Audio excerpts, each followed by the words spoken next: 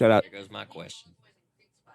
What's the difference between a Holler Boy and Creek Squad? What's the craziest, what's the craziest thing you've ever seen, like at a show? You're like, what the hell? What the hell just happened? Wow. That I did for somebody else backstage. And this old woman, she had to be 75, 80 years old. She stripped down butt naked. She had the tube, you know. Oh, got wild. Climbed the fence, started coming backstage trying to get to me. Oh, yeah, that's good. She said, give me some sugar, Yeah, she wanted some. Pull my teeth. Yeah, she wanted some sugar. I can give you one. Not the gummy. What's going on YouTube, man? So I was going to watch this video by myself. By the way, if you haven't watched me yet, I'm Rick. Nice to meet you. Anywho, I was going to watch this video by myself, but, man, I was like, I'm going to watch this with my people, bro. I got to. Got two of my favorite artists talking with each other, man. We got Tracy Lawrence. One of my favorites, man. If you ain't heard Time Marches On by Tracy Lawrence, listen to it. Also his new song, Out Here In It. That's another good one. But yeah, this one, the title of this one's called TL's Roadhouse with Ryan Upchurch, episode 45. So without further ado, make sure that like button, make sure y'all, do all the other YouTube stuff. Especially subscribe. Appreciate it if you do. You don't want to miss what I got coming in the future. But yeah, let's get to it, man. Let's go. One requested guest. We finally got him. Mr. Ryan Upchurch. How's it going, brother? What's up, man? Thank you for having me. It's good to see you. I've Good been to see excited you. about this interview, man. Hey, man, I think I've been more excited than you, bro. So- It's an honor to sit here with you. So, your path has been a lot different than the path that I took. Mhm. But I will say this, I have so much respect for people that love the craft and taking their own journey and kind of finding their way through it all. And I'm just really interested to get to know you and find out what makes you tick and hear about what your thought process was early on, how you got from there to here, building your fan base, how hands-on you are. I want to hear all those things. Yes, So sir. I want to go back to the beginning. When did you decide that you were going to pursue this as a musical career? How old were you? I was about, I'd say, around like 18, 19 years old. I was pushed into a corner, really. And I seen all these people, like, doing the internet thing, making money off of it and stuff. Yeah. My grandfather had just died. He had lost his farm to the bank Damn. because, some other stuff. And I was kind of pushed into a corner, and I was already kind of dabbling with music. I liked it. It started off with rap music, really. Yeah. And when I seen other people using the internet to do it, I was like, bro, I could do this. That's kind of like my same story too, man. I had lost my brother right before I started doing YouTube, and we hadn't talked in a couple years. And we used to always talk about music, and we used to always share YouTube videos with each other, bro. So in a way, I've always wanted to do YouTube. It was also a way to cope with it. You know what I'm saying? And plus, this is my dream, bro. I've always felt like I wasn't fit for a regular job. You know what I'm saying? I like jobs where I can do my own thing. I've always been that way. So when I started this, I knew it was going to be rough at first. I wasn't going to be getting no money. But you got to be dedicated to it. You got to want to do this more than money. That's one thing that I've realized, because if you go into this just for the money, it's going to be a rough road for you. But yeah. And at the time, I was working construction. I was working with Service Master, installer, people like that. And, doing commercial work, residential work, painting, stuff like that, prep work. And I was like, if these dudes can do this, I could do this too. Mm-hmm. And I got a story to tell. Like, I don't want to lie about nothing. And, and I knew country Exactly. Same here, bro. I had a story to tell. I still do. rap was a thing. And where I was living at, what I was doing, I was like, there's so much more shit that you could say, like, that will resonate more with a country person than the stuff that's out now. No offense to the ones that did it, because they're the ones that paved the way. Like, people like Colt Ford and stuff like that kind of opened it up. But I was like, there's so much more that could be said right now in a way rowdier way that'll resonate with somebody my age. And there's certain stuff that living this life that when the other person hears it, they're going to be like, all right, this motherfucker knows what he's talking about. Did you start off building loops? Did you get? Did you use GarageBand? Technically what did you do early on? Did you find a studio? Did you write a bunch of stuff and go in a studio? Not really. Really, I just kind of thought what it would sound like in my head, and then I would just write the song, looping this thing that is created in my head. Then I started going to people who knew how to make beats and stuff like that. Gotcha. And then I was like, okay, but we got to implement strings and stuff like that into this because you can't have a country rap song with no country in it. Yeah. You got to have the country in it. You got to hear it without the words. Facts. So that's where that started. Yeah. One song that really did it for me with Upchurch is White Lightning. When I heard White Lightning, I was hooked. I was already hooked with Hollow Boys, but White Lightning, that was just that icing on top of the cake right there. If y'all haven't heard White Lightning, pause this video, go listen to that, man, because that song is it, man. It really changed your As you've perspective. kind of gone through the whole process too, man. You know, from the outside looking in, the independent world is extremely different. I kind of came up in the major label side of it, and very passionate about it. But I've been in the independent world since like 2007, and just in the 20-year span from like 2000 to where we are now, which is 24 years, the whole landscape has changed. I mean, the use of social media and the internet. There's so many more tools at our disposal. The labels used to have a stranglehold on all of that. If you didn't have a label and didn't understand the inner workings and promotion and marketing, you were pretty much left out to dry. Yeah. Now, the day that we live in now, we have so much access to so many other tools that can help us reach our target audience, man. It's amazing the things that we have at our disposal. And I've seen it change a lot over the last several years, man. What's your biggest format? Is it Instagram? Where do you get the most traction out there? I would say probably YouTube and Spotify. Yeah. I mean, that's where I found all your stuff. I mean, I discovered you several years ago on YouTube. I'm Really? a YouTube junkie. I really don't get on anything else, but YouTube is where I go, man. So Dude, that's cool, bro.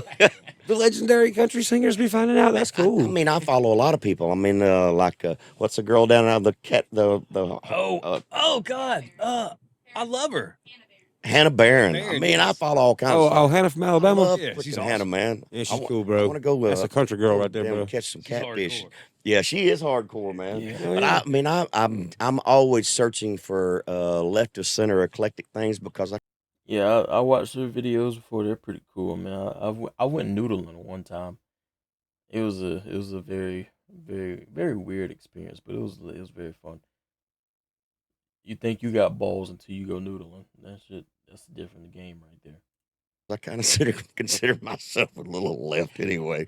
Not politically, but Yeah. I ain't gonna lie, bro. I don't know nothing about politics. that's a good thing. We don't have to talk about none of that. Oh man, we can. I probably won't know nothing.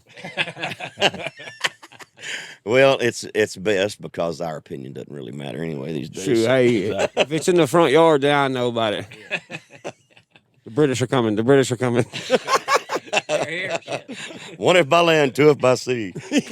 So I guess you're a big history buff, though. I see you go down a lot of rabbit holes. Here and there, yeah. Yeah. Yeah, Tell it's me fun. a good one. Let's find a good one to talk about. I don't think aliens are real, bro. You don't think aliens are real? Mm-mm. You don't think there's a hole in Antarctica where there's a whole nother group of people living in the center of the earth? I think we done seen them already, bro.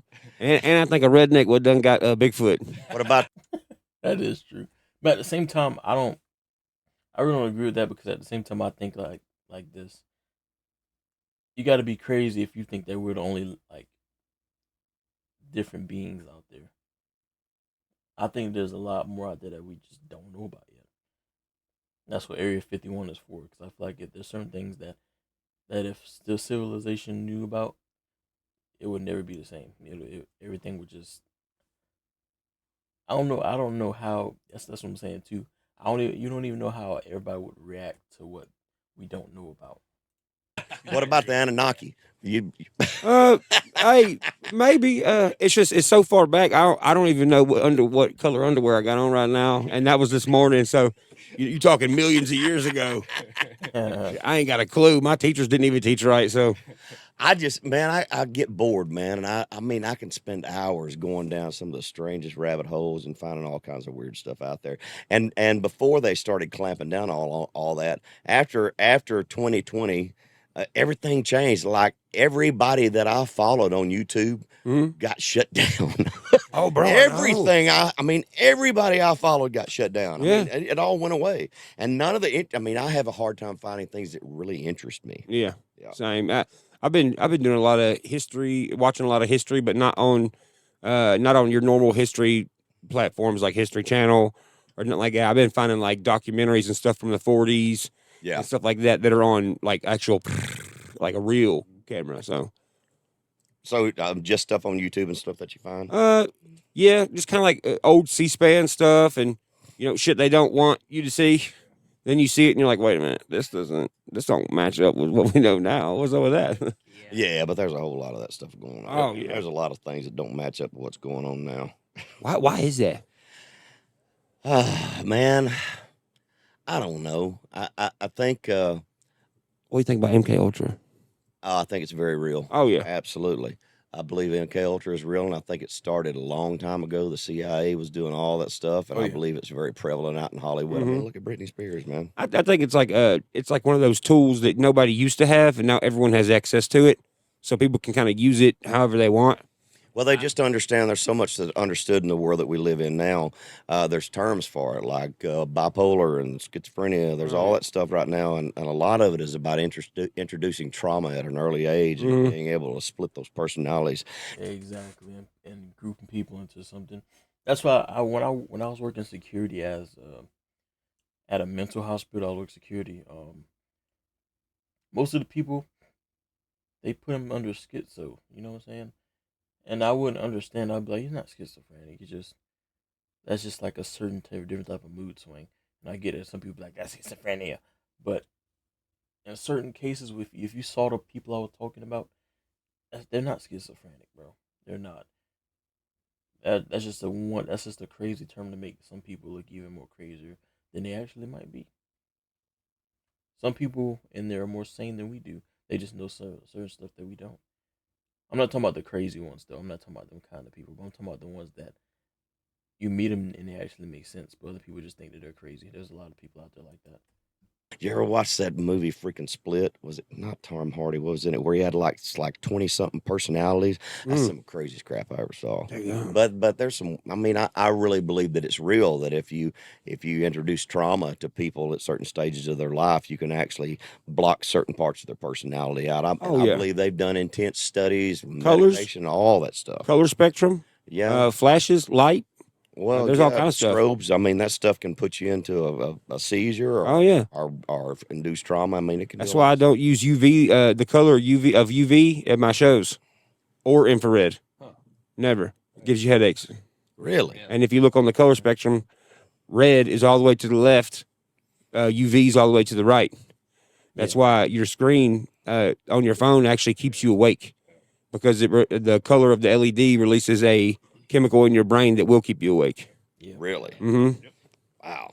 That's interesting. That's why there's that night mode thing on there. We can turn it a little more red or whatever. Yeah, but I'm blind. I got to have everything bright as hell when I turn my stuff on. Because I'm bad about, I got my earbuds, things, man. And I will put one in my ear when I go to bed. And I try to find something that's about an hour long. Because as soon as I put those things in my head, it's like I just freaking go to sleep. So I'm finding stuff, old history stuff, but I like longer clips that I can kind of go to sleep to. And then. Can I suggest you something? Yeah. When you go to sleep, next time if you want to go to sleep real fast, type in MHZ on YouTube and find 423 or 426 megahertz. That's right above. You'll be asleep in 10 minutes. They say that those frequencies have a lot to do with stuff too, man. Oh, yeah. But you can go up now because 420 is what everything is tuned to music-wise in the studio. Everything we do is 420, and I think 440. I'm sorry, 440. But I 420 is fine. I think they were talking about you could drop down to 420 or 430, and it's a much more soothing thing that's supposed to be conducive of creativity and less. All that stuff. You were right. It's 440. There's the binaural beats as well, so you have a different frequency in each ear. It's literally like a brain massage. And then your brain supplies a third tone. Isn't that How do you know, Scott? Your video. I know, and I'm also colorblind. Yeah. I actually, before my music gets mastered and put out to everybody, I make sure that it's not on a megahertz that is like harmful in any type of way and stuff Yeah, so don't give you headaches or nothing. like that. Like that's how far we'll be diving into this shit now. I'll be dang. That's pretty cool. Look at that. Hey. That's pretty interesting, brother. Oh yeah, there's a lot of stuff with sound, man. Like, there's a certain frequency that you can put in a song that is not harmful, really, if you just use it for a second. Who was the one that actually came up with 440 being standard tuning for everything? I think that wasn't it the Germans. I think it might have been. Yeah. Well, there's your problem. With a lot of great shit there. But I asked that because I've seen a lot of stuff that talks about how those different frequencies have different effects on your mood, and see things like that. I think are having an effect on things. It's just like the way the music industry now. Everything is so hard tuned that the vocals all sound the same. Oh, and if you can pick out the top 10 songs last year, and most of them are exactly the same freaking tempo. A lot of them are in the same key. You can go from the one to the next one, and it's just all this place. It's all right there. Where did all the personality and the dynamics of the format go? Yes, bro. Yes. Like, dude, you can listen to a song now, and like on the radio, to standard radio in somebody's car. I can't really make the lyrics out in a country song right now. Not one that's on the radio. Alan Jackson, Clay Walker, Jimmy Martin, that's the dynamic. That was the dynamic era. That's when you had to have a special voice. Well, if you look when we finish a Especially Clay Walker. I love Clay Walker, man. record now, since we went from tape machines to Pro Tools, when I do a demo, you'll be able to see the dynamic in the graph at the bottom when you get that in the graph. And then by the time you get through that, when you cut a master on it, you're going through rough mixes, there's still a bit of movement. When you get the master mix finished, then it's going to be almost peaking out. By the time you get to mastering, there's nothing in there, but it's all the way, there's nothing there. There's no dynamic. Everything is slammed all the way to the top of the threshold, and it's sucked all the life out of it, to me anyway. No, it has. There's no vocal personality. It's so tuned that any of those little nuances and things that George Jones used to do, all that would be gone. If you went back in and tuned George Jones to what the graph showed you, somebody that didn't tune by ear, that really felt pitch and felt what emotion was in a song, it would sound like crap. Bro, amen. Absolutely. Amen. It really would. Crap. And recently, A good example of that is his recent song, bro. You could hear it in that. that's funny you say that because B, what was it? 2 years ago, Heavier Rain. I seen another country singer, and they were like, you know the saying, 3 chords and the truth. I said, no, you could do it with 2 chords and a true story, and we did, and it trended for a week, and it's one of my biggest country songs in the past 2 years, and it's a rough draft. Guitars and Cadillacs is 2 chords. Amen, bro. I'm telling you, man. So the simpler the better. They've overcomplicated everything. And what irritates me the most is that when you hard tune and you slam up everything like that, all those little things where you flow through. And here's another thing, and I've had to adapt to this when producing records. When we go in, we talk about all this stuff. You want the dynamic in the band. And you wanted the band to play through those things. Nowadays, everybody's programmed to where dynamics are created by adding and taking away in the mix. Yes. They're not done by letting the band build and crescendo and suck back. It's just it bothers me. It should bother you, and that's good that it does. And knowing that it does bother you, honestly, makes me happy because it's like, okay, they really do care about the sound. Absolutely. The ones that paved the way in my lifetime, they did care about the sound. Because now they don't, bro. Like, it's but how much of it? Here's the problem, and we can all blame artists. We can go down that road that all these new artists don't understand. The problem is the labels are dictating that everything has to be turned into a record label. When you're on a major, all of it's turned in, and they will send it back and say, turn that vocal up, compress this harder. And then by the time you go through mix compression, master compression, then you send it out to radio, they're going to compress the crap out of it one more time. AKA, you can't really express yourself or be yourself in your songs. By the time it gets to radio, everybody sounds the same. they do. Yeah. They do. And I remember waking up for school 2008, 2007, and every morning I would turn on CMT Top 20 and listen to it while I was getting ready for school. You know what I mean? And you wanted to wake up and turn on CMT Oh yeah. to hear, because you got to see the new video, you got to see the new song or whatever. And even it wasn't that long ago that a song meant more than it does now. Yeah, it did. But nowadays, and I use my children as my barometer on that. I got a 20 and a 22-year-old. I remember being excited and waiting for the next album release from my favorite artist. I mean, the next Merle Haggard record that was coming out, the next Ronnie Millsap record that was coming out, and having to go to the store and we're sold out. You got to come back in 2 weeks, man. And you had to wait for the record company to come in and see which ones had sold. Then they turned the order in, so it was 2 weeks before you get restocked. Yeah. Now That's crazy. That's really crazy to think about. things goes through a register and comes back. But my point being, kids have access to everything in their phones, so they don't anticipate anything like we used to. And I think it's taken the specialness of music away from what we do. Now, there are a lot of purists and people that are trying to really bring that back, and I think there are some people that understand that really are passionate about it. But I'll go back to what I said before. You know, a lot of the record labels have complete control over all that stuff, and that's why I've enjoyed being on the other side of my label and my commercial career so much more.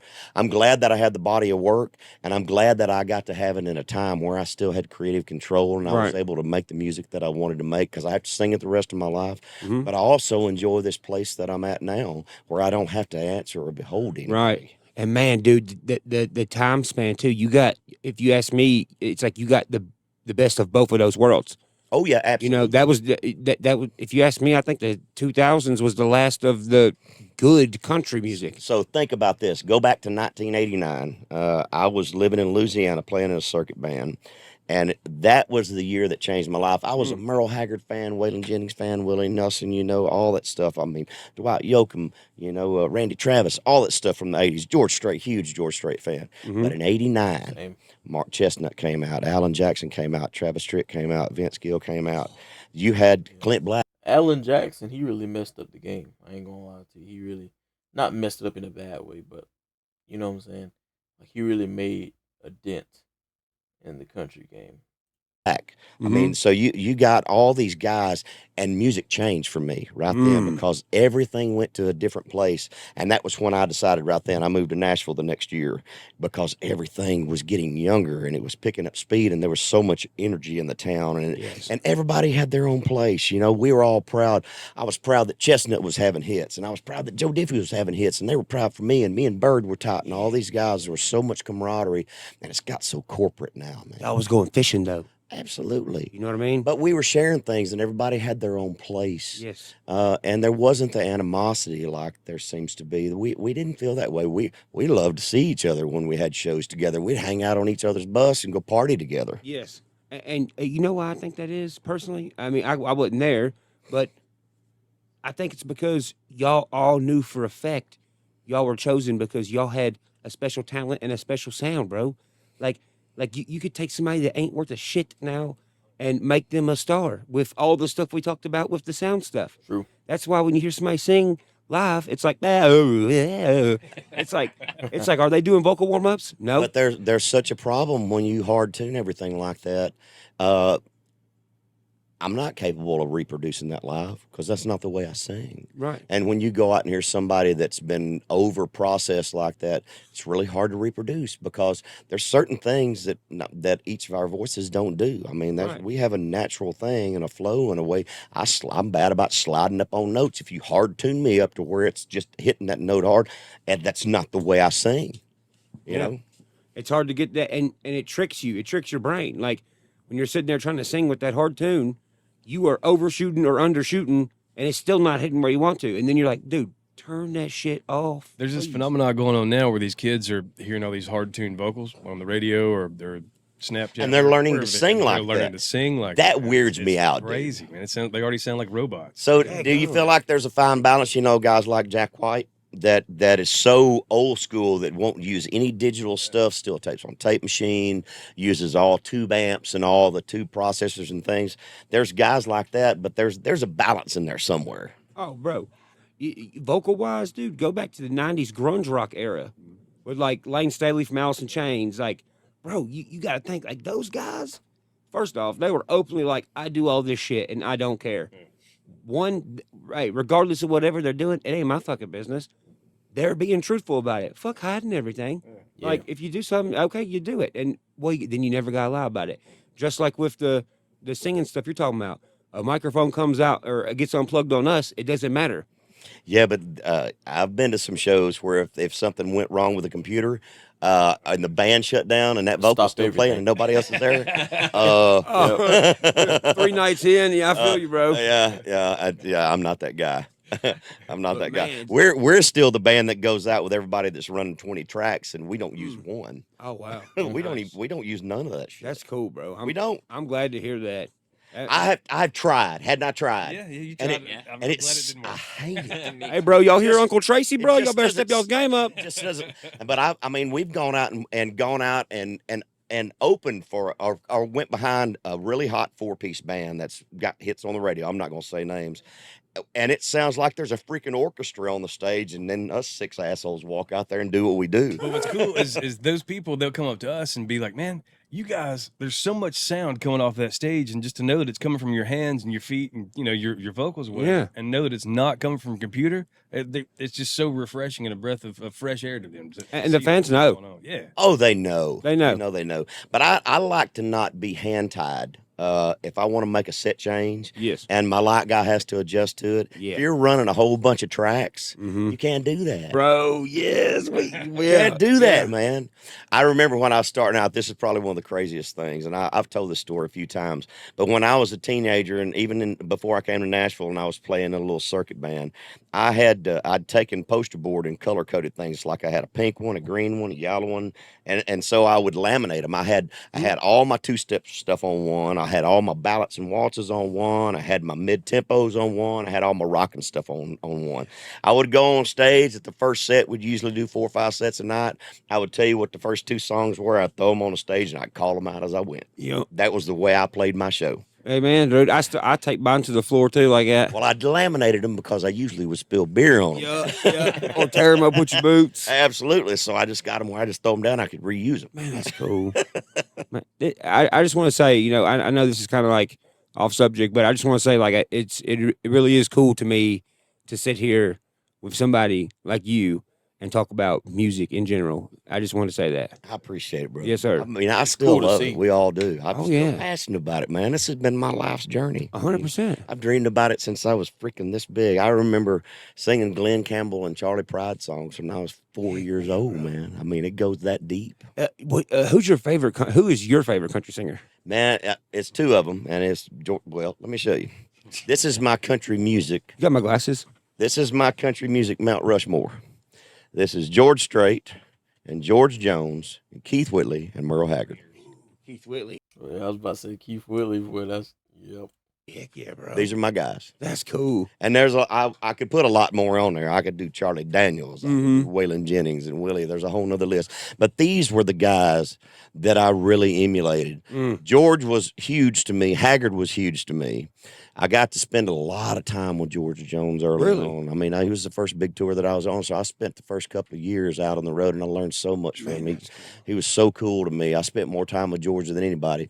I was a huge Whitley fan, but Whitley died like right before I came to Nashville. So, I've got to be friends with Lori and Jesse Keith and the family, and been tight with them for years. But I mean, so he was kind of the one that I never got to meet, man. I met all the rest of them, worked with all the rest of them. Who's the craziest? I'm sorry, hang on. I got Oh, stop. come on, stop let's asking questions, bro. But I'm That's sitting there all with good. Tracy Lawrence. You feel me? Let's talk. Dude, who's your? What's the craziest? What's the craziest thing you've ever seen? Like at a show, you're like, what the hell? What the hell just happened? Wow. That I did for somebody else. Hey, shit, yeah, what you did? I gotta wait for a few more people to die. What I did is he got to wait for a few people to die. That's crazy. Before I tell all my stories.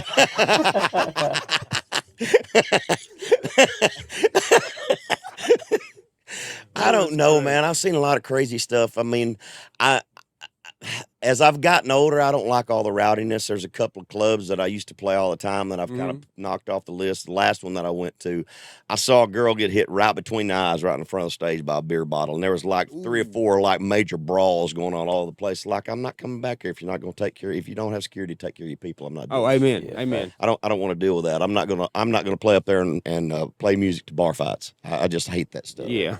But I've seen some strange things out there. But you know, man, I don't know. What's your crazy? And plus, in his case, or if anybody's case, that'll add a bad representation to your names somehow, because it'll always end up coming back to you to be like, man, Tracy Lawrence up there performing, it got everybody rowdy, and then boom, next thing you know, old Bessie had a beer bottle right between the eye, but you know, you can still see the Michelob symbol right there. You know what I'm saying? No, that ain't worth it, bro. So that's good for him for protecting his reputation, because somehow that would have fell back on him. Oh God. I've seen him drag some people out of your shows. Oh man. Craziest. The riot, the first riot, not the second one, the first one. Oh, there's more than one. Yeah. Tell me about it.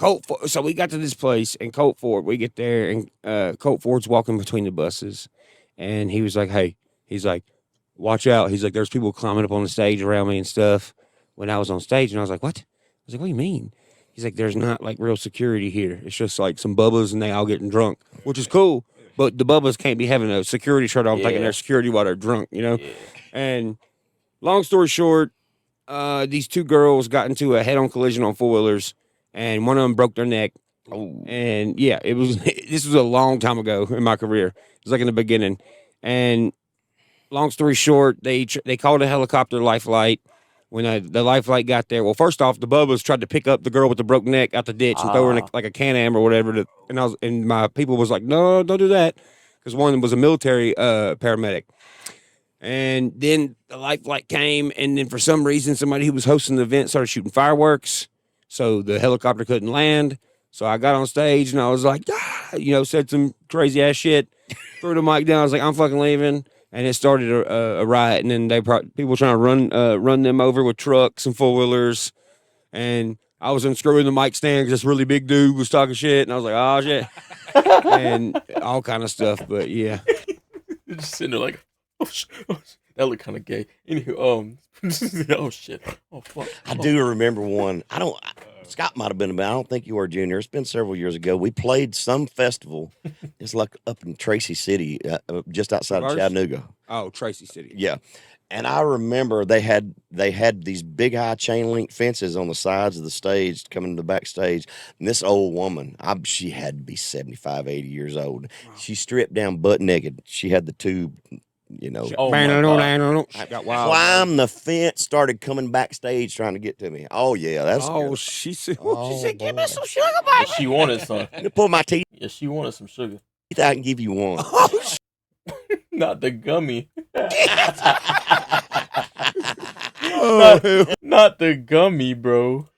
That's crazy. That's crazy. Oh, you see it all up there, man. Oh, man. I'm telling you, man. What you think about? Oh, never mind. Sorry. No, come on. Let's go. What you think about Jimmy Martin? Tell me, I don't really know Jimmy Martin. He's kind of like the first. If you ask me, he's kind of like the first like major country singer that kind of got like shunned from the mainstream in a sense, but like a long time ago, like back Roy Acuff days and stuff like that. He was just this really talented motherfucker from Tennessee, and I'll have to do he some was research so talented. on him. They were like, "No, we can't. You like this shit way too much." Like, this dude's like snorting coke and staying up, or not. I don't know if he's snorting coke or not, but He was probably drinking a lot. He makes a joke. They make a joke. I don't know what it means. I don't know the terminology. They called it Red 7-Up, whatever that is. It was a long time ago, so I don't know the terminology. But they said that this motherfucker will be up all night, like walking around, doing music, being outside with his friends, or hell, even by his damn self, to the point where his whole entire house turned into pretty much like a studio of like memorabilia and stuff. And he was a really great artist, bro. And I don't think he ever got the recognition he deserved. Most of the stories that I've heard about guys like that wound up just writing songs for a living because they just couldn't go out in public very much. I mean, I've heard some. Oh no, this guy he was fine out in public. He was a people person and everything. He just liked to throw down. Well, no, he was just too good at music, like Really? for his time. Really? Hmm. Yeah. There's a lot of interesting characters Shout out to church for giving them props, though. Yeah. through the years, man. Mhm. You hear lots of stories, man. There was a lot of old Waylon Jennings stories, man. I've heard some crazy stuff about Waylon and Cash over the years. Oh, damn. I'm telling you. I mean, I'm sure you've heard the one where I cut my first album was a studio right there on 17th Avenue called 1111, right there on the corner of 17th and Grand. Mhm. And no, it's the second building back from the corner of 17th and Grand. And that's where I cut Sticks and Stones.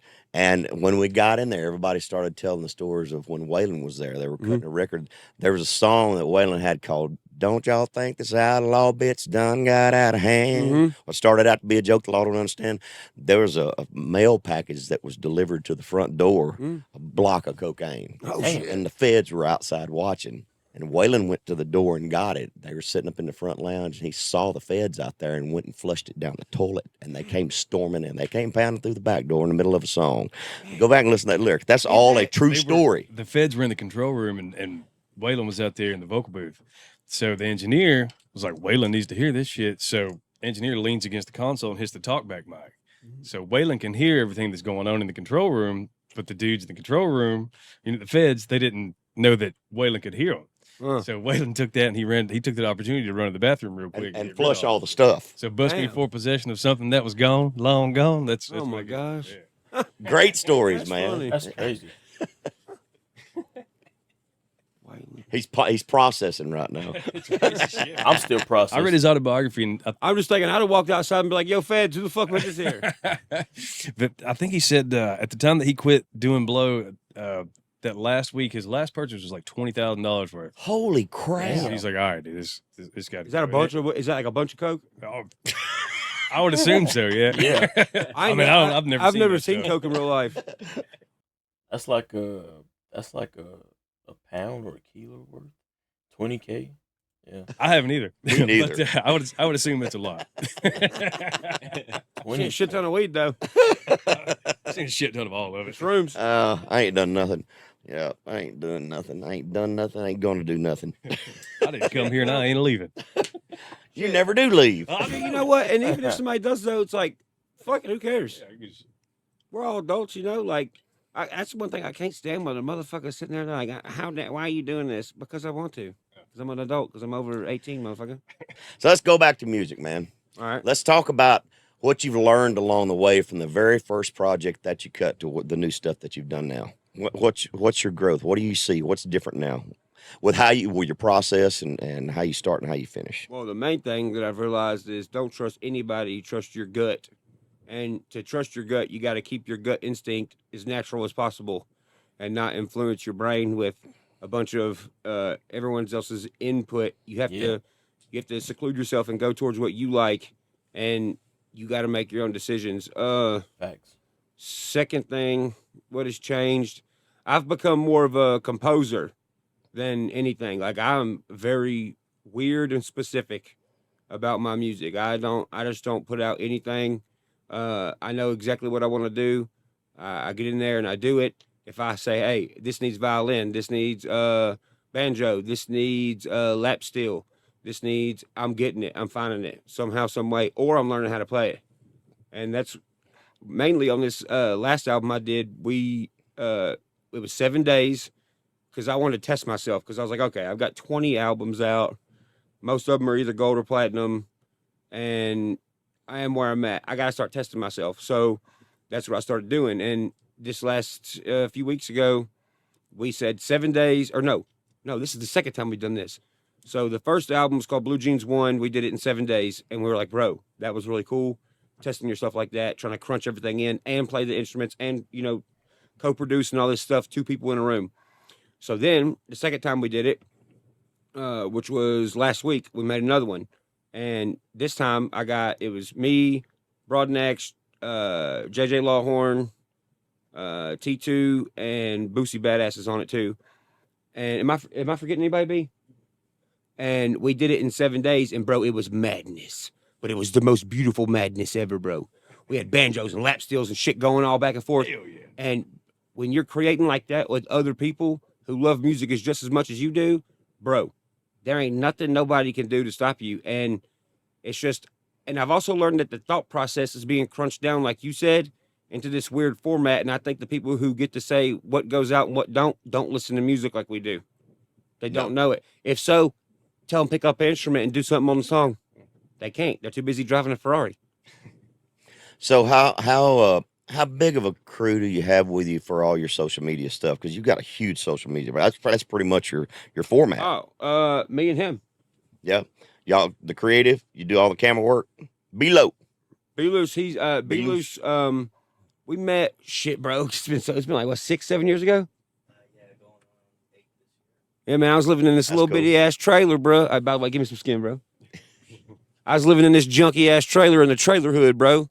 People pulling up, I started getting a little bitty buzz or whatever back in the day. Started having some people pull up, be like, "Hey, man, you want these rocks? I'm, get out of my fucking yard, motherfucker." Well, fast forward to now, he's been with me ever since. The day we met, we've never split up ever. He's from Texas. I'm from Nashville, born and raised. He's Texas, born and raised. And we've been together ever since, bro. And the first night we stayed together, I think we shot 2 or 3 music videos and edited them. And all like the same night. We've been together ever since, bro. Been best friends ever since. When you start doing your little shorts and stuff, do you just kind of have a concept and you just go out and roll with it? How in depth do you prepare before you go out and do stuff? 0 seconds before. Just go with it. Yep. Yep. If I'm feeling some type of way, everybody's finna know about it. And that's something that I think is missing from music nowadays.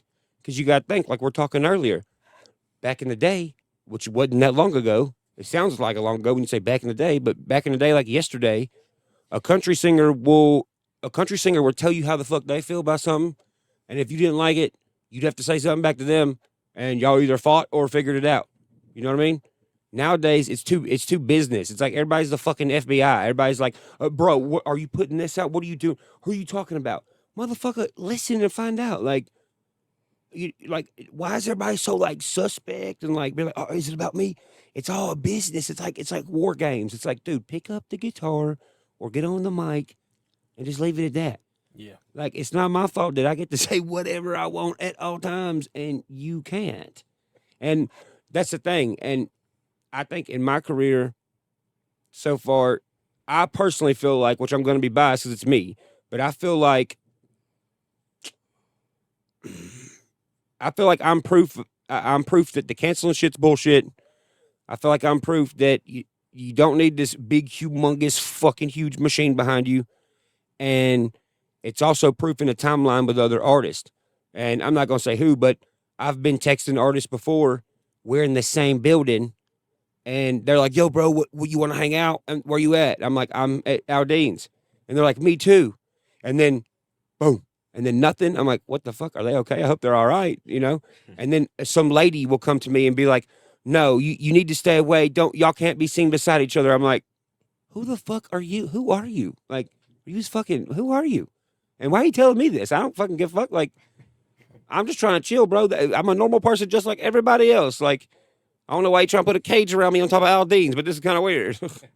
And people are going to get to see that in the future, bro. And there's a huge gap in music history that is the past 10 years and kind of still going on. And that's why I'm like, bro, they need to catch on to this and figure something out to where they're not looked at as this kind of person in the future, somebody who was controlled by everybody, because that's not going to be good in the future. Because Well, I'll tell you what happens if you're controlled that much and they dictate the music that you cut, and you're going to look back in about 10 or 20 years and you're going to hate everything you do, and you're going to be miserable doing what you spent your life doing. You're not going to want to do it anymore. Right. Yeah. Because they're going to feel some kind of form of resentment against their self for certain decisions they made when really... Or certain decisions they let other people make for them.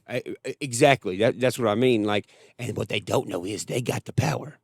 I know you're seeing this right now. You got the power, bro. You're the money maker, bro. Tell them what you want. Don't listen to what they want all the time. Be like, put your foot down and be like, hey, bro, no, this is what we're going to do. And hey, the last person I know of that done that, and I'll say his name because he's my homeboy. It took a lot to be his friend, but it was worth it. He made sure, JJ Lawhorn, bro.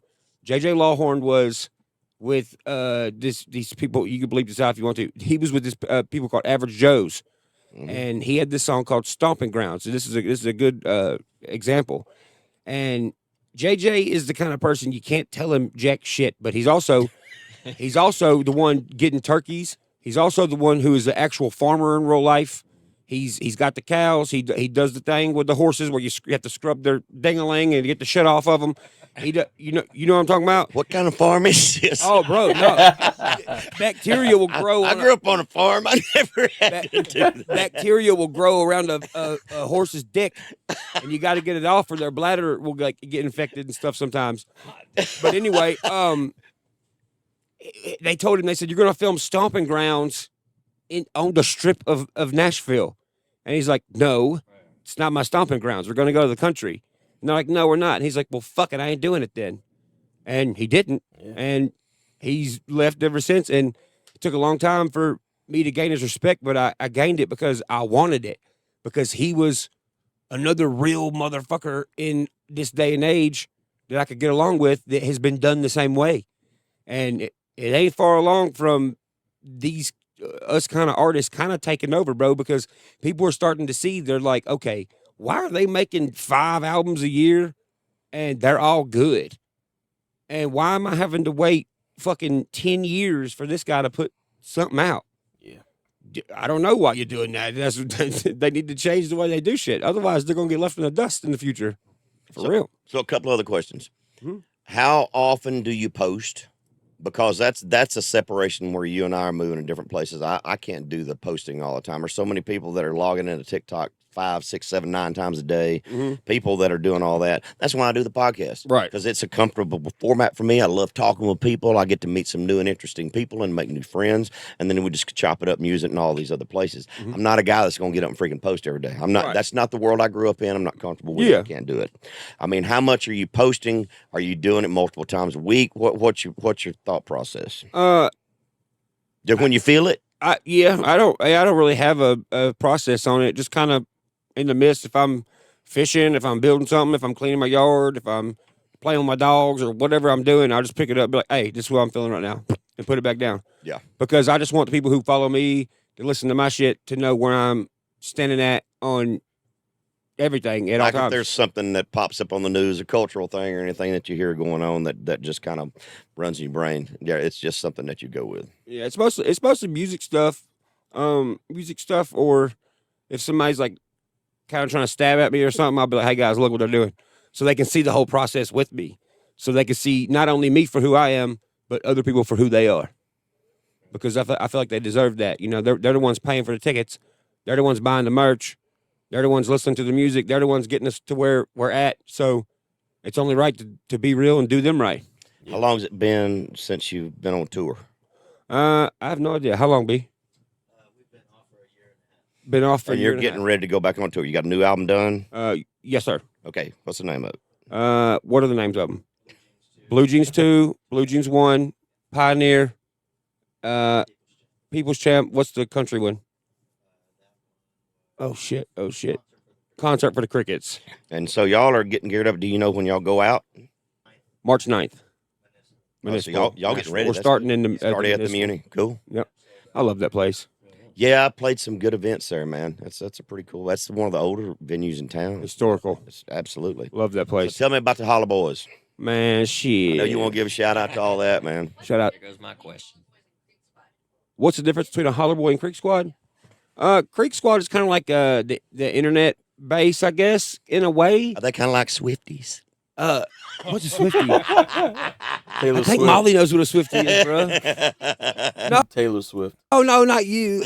My drummer, Molly. She said that the other day. That's what Taylor Swift calls her fans, Swifties. Oh, okay. I think Creek Squad probably a little bit cooler than Swifties, but I'm just kidding, Taylor. But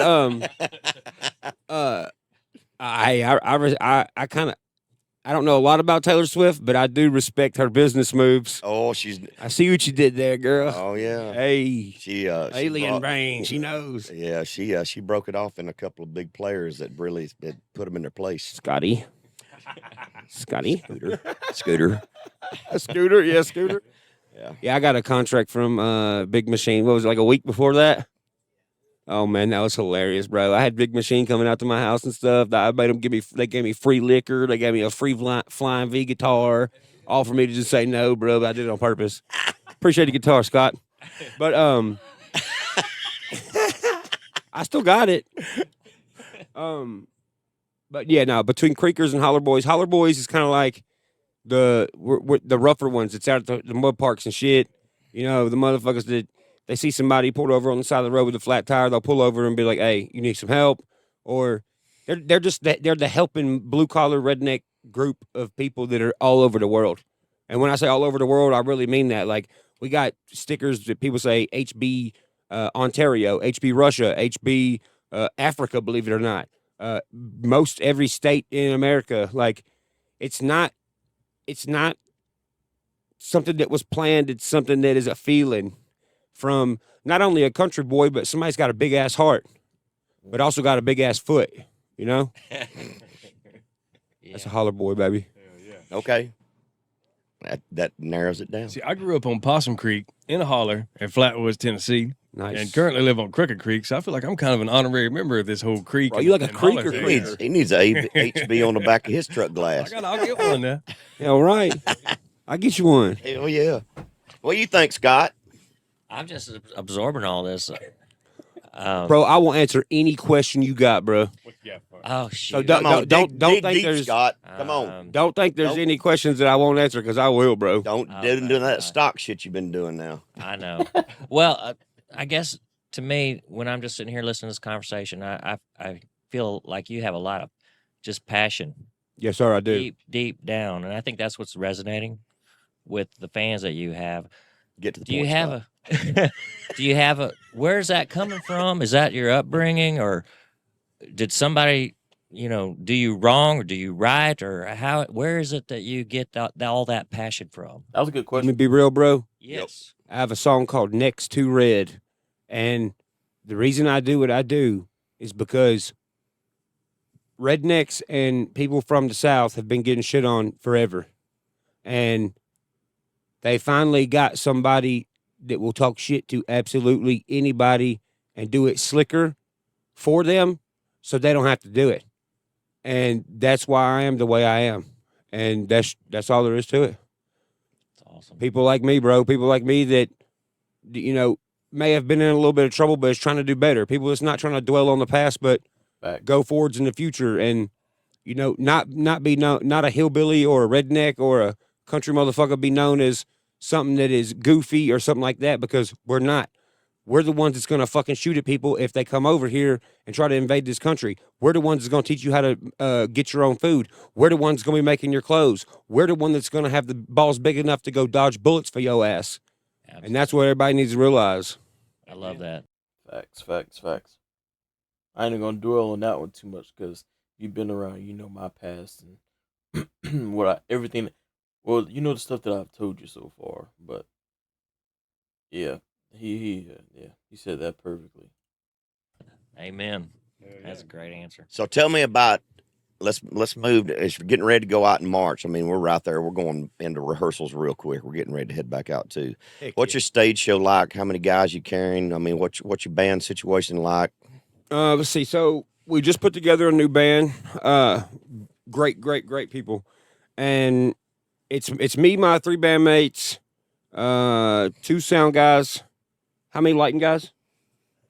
2 lighting guys, and my boy B. And we do 3 different kinds of music. We start out with country. I think our set is how many songs? 25 About songs. an hour and a half. Yes, sir. We do country first, then we do rock and roll, and then we do rap, and then we do encore. You mixing any cover things in from influences with your stuff? This year we are. Me and JJ are going to be singing. We're going to be singing Charlie Daniels as a cover, and then we're going to do. They're doing a medley of a bunch of different stuff from the 90s and 2000s Cool. and 80s mixed together. Might sing some Fleetwood Mac. Never know. Like I like Little to, ABBA, maybe. I like to change my stuff up too, like right in the middle. So we might do, thunder only happens when it's raining. That's my song right there, boy.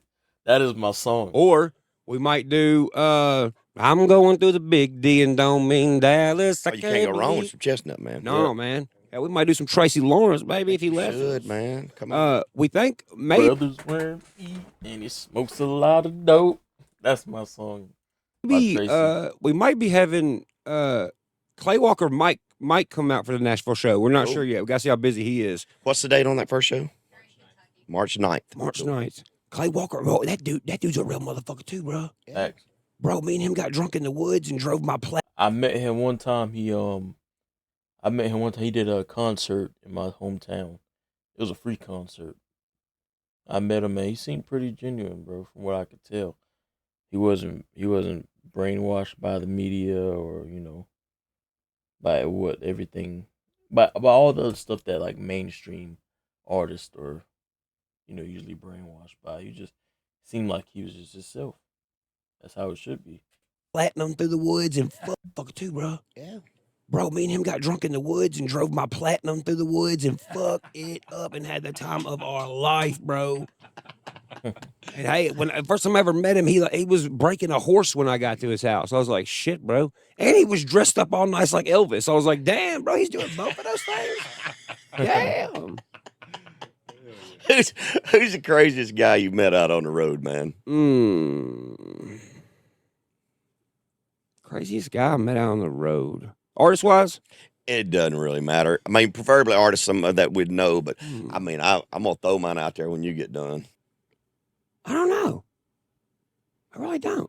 I'll give you mine. You can think on it. Okay. And this guy's passed away, but he was a cool guy. You remember Rob Baronis? He was the kicker for the Tennessee Titans, and he got killed in a solo vehicle crash several years ago. Oh damn. Baronis used to get on the bus and come out with me, and I think we were with Blake Shelton up in Kentucky. And I don't remember, I think it was somebody like that. And so Baronis during my show just came running out on the stage. I mean, we were packed. There's people all piled up in front of the stage. He just started crowd surfing off the front of the freaking stage. And I mean, I think it was Blake got on the stage, and my bus was pulled right up beside the stage, and the blinds and everything were up. Baronis started laying on a freaking air horn right in the middle of the freaking show. He just didn't give a shit, man. I loved the guy. Absolutely loved him. I mean, he was one of those characters, dude. That's cool. I think the craziest person I know is, realistically, I just got to give you the real answer. My cousin Billy, bro. Tell me about Billy. cousin I Billy's got to know all crazy. about Billy. Bro, he's Every redneck I've met named Billy, bro, they always are hell on wheels, man. Every single one I've met. But they'll ride or die for you, though. I'll tell you, I miss my buddy Billy. I gotta see how he's doing after this video. 6'9", and he's fucking crazy, bro. Like I've seen him fight like 7 people at once. Holy crap. By himself, just fucking taking. He never starts shit though. He always just finish it for other people or take up for people. But man, I've seen him take up for some people and do some crazy shit. So my cousin Billy, shout out, Bo. Where Billy? Yeah, not my cousin, but my buddy Billy. He did the same something like that similar, bro. Every Billy is reliable, bro. My friend Billy, man, we got in a group fight. It was a whole bunch of boys talking shit. I ain't gonna go into the backstory, but we didn't start it. That's how I got this brass knuckle story right there. Dude hit me with brass knuckles. I didn't know it at the time, but I still whipped his ass. And after they found out that he used brass knuckles right after the fight, Billy was the main person that jumped on the dude's ass. Bro, I'm telling you, like they straight up pummeled him. It was him, my buddy Denver, Logan, and there was somebody else that was with us. I can't remember. But yeah, Billy, he pummeled his ass, bro. After he saw the cut right here, because I've taken a lot of hits in my life, from like, MMA and boxing and stuff like that. But that was different right there. I saw blood come down instantly, bro. I was like, oh my God, what the fuck? But I know I had to focus up real quick and keep fighting. And they told me to use brass knuckles, man. It was over after that. It was over after that. Live. Billy lives. He lives in Cheatham too, Billy. Cheatham County. If you're from the country, you gotta have a cousin named Billy, bro. Yeah, I do have a cousin named Billy too, but yeah, other than him, shout out to Billy, man. Shout out to Billy. Man, I mean, I've enjoyed everything so much, man. It's been great getting to know you, man. I just, what else? What else am I missing? Tell me all your social platforms. I'm sure everybody's going to be watching, knows how to find all your stuff. Shit. Just at Upchurch, at Upchurch. At Upchurch? Or at Upchurch. Just type it, Google Upchurch, bro. There you go. That's all you got to do. Yep. New tour starts on March the 9th. How many shows you got in the spring? I mean, 52 total right on now. the year right now. That's Yes, sir. good, man. I'm ready to raise hell and eat cornbread too, bro. I Hell hope yeah. you do, my friend. I've enjoyed it so much. I've been looking forward to this so much, man. I got one for Come you. on, bring it, I'm baby. gonna retire this question after this one, but dude, I have to ask. this Ask, to bro. him. All right, so I'm gonna give you my answer first, so you can kind of smell what I'm stepping in. Uh-huh. So what's an insult you've received that you're the most proud of? So mine would be from our band leader. He says that I tune like old people fuck, which means slowly and with precision, I assume. But you know, so what's something like that for you? I can't lie, bro. I can't remember anybody ever like insulted me really. Right on. Fuck, probably being like he's on drugs just because I'm good at stuff. That's about it. That's the main one. He's on drugs. It's like, okay, well, if I'm on drugs, then a crackhead is doing better than you. So what does that mean? If I'm a crackhead, then Exactly, bro. why am I doing better, motherfucker? Like, That Boom. voice crack though. that's about it, though. Right on. Brother, I've enjoyed it. Hey, man, I've Miss- enjoyed it too. You This leave is- anything on the table? shit, I've enjoyed the conversation. It's been awesome. bro. I've enjoyed it too. Shit, man. It's an honor to be here. It's an honor to have a interview with you that I can look back on when I'm fucking old as shit and fucking can barely sing. Well, So I hopefully appreciate it. after you get done with your tour and you get the next project and everything moving forward, let's do this again. Bro, let's We do have it. to catch up again. Have to make this a Shit, bro. regular Let's get in the reoccurrence. booth, bro. Come on, man. It's all We can make some jams, bro. Trust me. I'm all about that. Round up church. Let's rock on out, baby. Come on. That was pretty cool though, man. I'm glad I watched that. If you did watch all the way through, I appreciate you. You're one of my real ones. And even if you didn't, it's still love. You probably ain't gonna see this interview, so I'm wasting my breath. But yeah, that was pretty cool to watch though, man. But yeah, make sure you hit that like button. Make sure y'all subscribe. You know the other good stuff if you haven't already. And we go. Peace.